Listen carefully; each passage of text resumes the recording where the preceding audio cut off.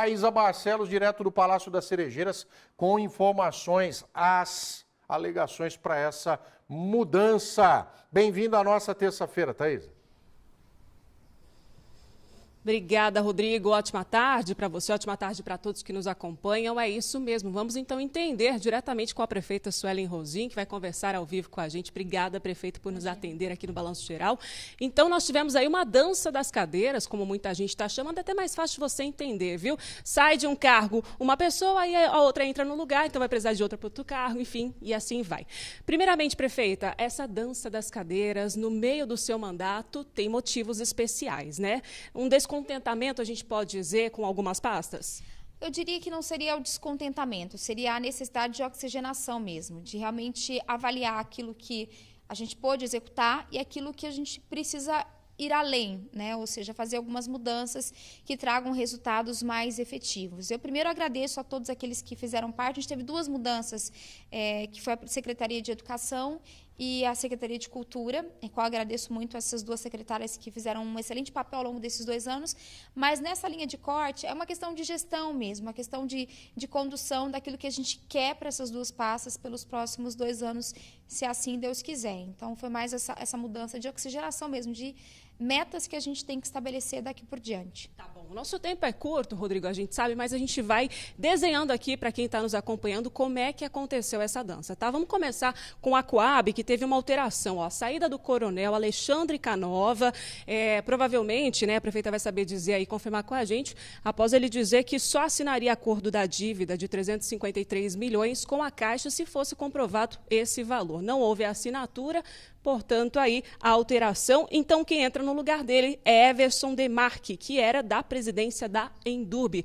Agora a prefeitura vai gerir a Endurbe e a expectativa é de que daqui a pouco ela seja extinta até, né, prefeito? Eu acho que, na verdade, é um perfil diferente de administração para a Coab. A gente indica o Everson Demarque, que tem toda uma questão, até mesmo de conhecimento de área, foi secretário de administração, secretário de finanças, é servidor de carreira. Então, ele vem para chancelar esse acordo junto à Caixa e começar a finalizar a Coab, que a gente chama que é o encerramento das suas atividades dentro do período de exigência mesmo e natural da empresa. E o coronel Canova até então trouxe a credibilidade que a Coab tanto precisava diante de todos os escândalos do passado em que ela tinha. Então, são perfis diferentes para momentos diferentes com relação à Coab.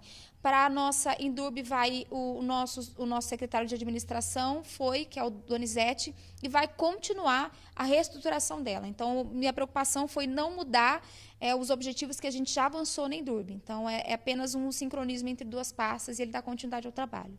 Então, Donizete do Carmo, antes secretário de administração, agora está na Endurbe, né? E Cristiano Zamboni vai para o lugar dele e assume como secretário. Cristiano Zamboni, que era antes diretor de licitações. Agora, uma alteração bastante significativa, né? A saída de Maria do Carmo Kobayashi, que a gente lembra que ficou uma figura bastante desgastada, né? Naquela SEI, que depois resultou na CP, que quase cassou aí o mandato da prefeita Suelen Rosim. Um movimento, assim, complicado, 16 imóveis aí que foram adquiridos pela prefeitura, gerou todos os assuntos que a gente já trouxe para você aqui. Então sai Maria do Carmo Kobayashi e agora entra então o secretário de Planejamento, professor também e arquiteto Nilson Girardello. Qual o motivo dessa escolha? Bom, primeiro, eu acho que nada é motivado por uma comissão especial ou por nada político que tenha sido no passado. Ficou comprovado que foram feitos os investimentos dentro de total legalidade no passado. A gente tem um novo momento da Secretaria de Educação, que é o planejamento das reformas, as construções, as manutenções e um planejamento de gastos da Secretaria. Nilson tem 3 características importantes, que é ser um gestor, ser um professor e também entender um pouco dessa questão da manutenção e da necessidade estrutural que ainda é um desafio no nosso mandato. Então, eu agradeço a professora Maria do Carmo, uma excelente profissional, mas são momentos muito diferentes de uma pasta que precisa nos dar resultados mais rápidos. E agora com foco em reformas e ampliações das creches, certo? Exato. Que já era uma demanda também da prefeitura desde o início. A gente não vai conseguir fazer tudo, eu falei, o Nilson não vai chegar com uma varinha de condão e resolver absolutamente tudo, mas sem dúvida vai trabalhar num planejamento atual, que são as manutenções que nós temos, a médio prazo e a construção e entrega de novas escolas. Então, ele tem essa expertise, é professor e também é gestor. Então, une 3 características importantes para este momento da Secretaria de Educação. Então, agora a gente tem também na Secretaria de Planejamento a entrada do engenheiro civil Luiz Renato Fusel e na Cultura a saída de Tatiana Sá, que não conseguiu realizar em 2021 e ainda devolveu recursos aí. Portanto, a gente quer saber se realmente essa é a questão da troca e da saída da Tatiana e a entrada agora do diretor de comunicação da Prefeitura, Paulo Eduardo Campos, que já era diretor da pasta. Existem aí reclamações, prefeita, de que o teatro estaria sem ar-condicionado, algumas questões que deveriam andar em 2021 na cultura não andaram, e agora essa troca tem a ver, não tem a ver? Não, na verdade, em 2021 a gente precisa arriscar desse mapa, porque em época de pandemia os eventos estavam cancelados. Então, qualquer movimentação cultural seria muito difícil. Então, a Tatiana conseguiu, na verdade, levantar muita coisa. O ar-condicionado que já estava quebrado há séculos, usando lógica, estendendo, né, um prazo, mas há bastante tempo. A gente já está com um projeto, já assinado, então a gente vai licitar o novo ar-condicionado.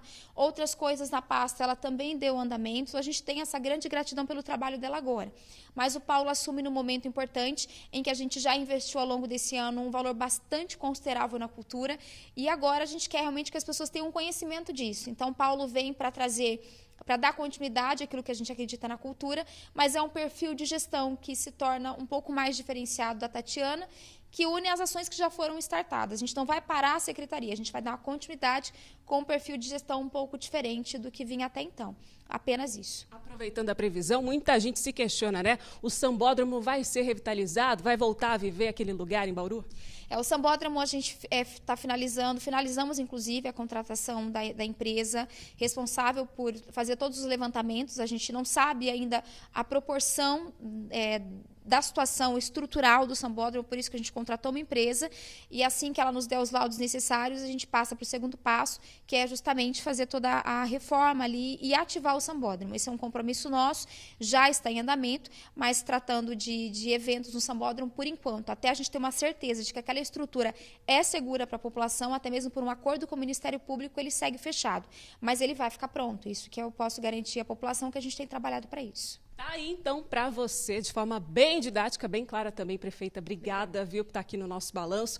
Os esclarecimentos, 6 cargos, então, na Coab, na Endurb, na Educação, na CEPLAN, na Cultura, pastas importantíssimas aí. O que a gente deseja é muito sucesso para essa administração. Aproveitando, Rodrigo, já começou a valer hoje aqui na cidade de Bauru a nova taxa do transporte coletivo, viu? Agora de R$ 4,85 cai para R$ 4,75. É isso mesmo, gente? É isso mesmo, confirmando aqui também, R$ 4,75. Existiria um reajuste que chegaria até R$ 5,10. Mas por conta, né, de ter esse desgaste aí com relação a muitas coisas que envolviam manutenção dos carros, toda essa parte operacional, deveria chegar a R$ 5,10, mas a Prefeitura ofereceu um subsídio de R$ 700 mil, que vai chegar a R$ 700 mil por mês, às empresas que cuidam do transporte coletivo aqui em Bauru. Então, para não haver esse reajuste para R$ 5,10, ainda houve também uma diminuição para R$ 4,75. Portanto, nova tarifa já valendo a partir de hoje, viu? Hoje, aqui na cidade de Bauru. Rodrigo.